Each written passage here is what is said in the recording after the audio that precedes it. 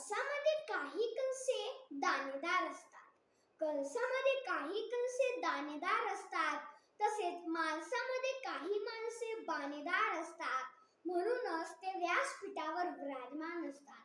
आजचे सन्माननीय व्यासपीठ येथे उपस्थित पालक, शिक्षक व माझ्या बंधू आणि भगिनींनो, नमस्कार. मी प्रत्युष नवनाथ त्वनवे.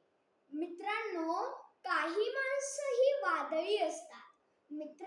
काही माणसं ही वादळी असतात, तर काही माणसं ही वादळ निर्माण करतात, तर काही माणसं आलेली वादळ स्वतःच्या अंगावर झेलून नंदादीप सारखे आयुष्यभर तेवत राहतात.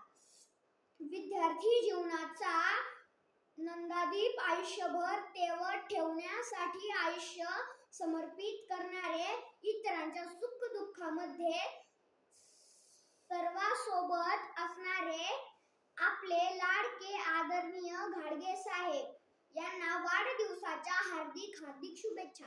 मित्रांनो, घाडगे साहेबांचे कार्य म्हणजे एखाद्या वाळवंटी प्रदेशात पाण्याचा झरा निर्माण व्हावा व आसपासच्या सृष्टीला सुखी करून जावा याप्रमाणे आहे. मित्रांनो, माणूस स्वतःभोवती कितीही कोश करून जगला त्याला फार महत्त्व नसतं, तर तो दुसऱ्यासाठी किती जगला याच्यात त्याची खरी श्रीमंती असते. आणि घाडगे साहेबांच्या माणसांची ही श्रीमंती प्रचंड आहे.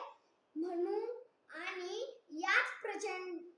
याच श्रीमंतीच्या बळावर आज हे त्रिमूर्ती शैक्षणिक संकुल साहेबांनी उभे केले आहे. मित्रांनो, परिसाच्या स्पर्शाने सोने झाल्याचे नाही बघितले. परिसाच्या स्पर्शाने सोने झाल्याचे नाही बघितले, पण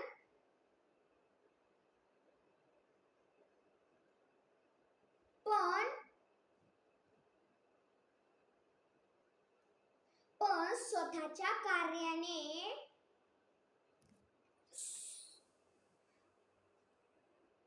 परिसराचे सोने झाल्याचे नाही बघितले.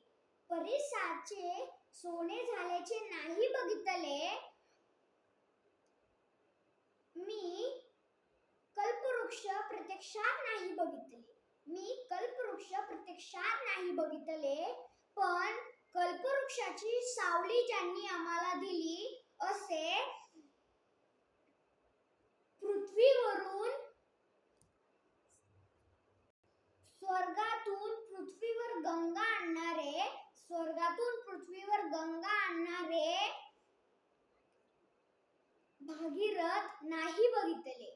स्वर्गातून पृथ्वीवर गंगा आणणारे भागीरथ नाही बघितले.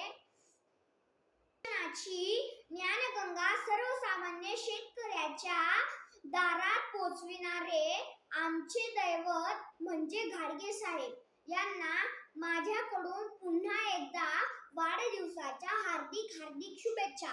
शेवटी जाता जाता एवढेच म्हणेल, समईला साथ आहे ज्योतीची,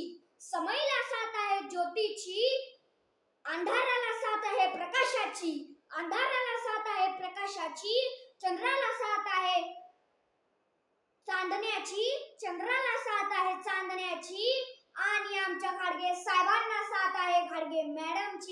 आणि आमच्या घाडगे साहेबांना साथ आहे घाडगे मॅडमची.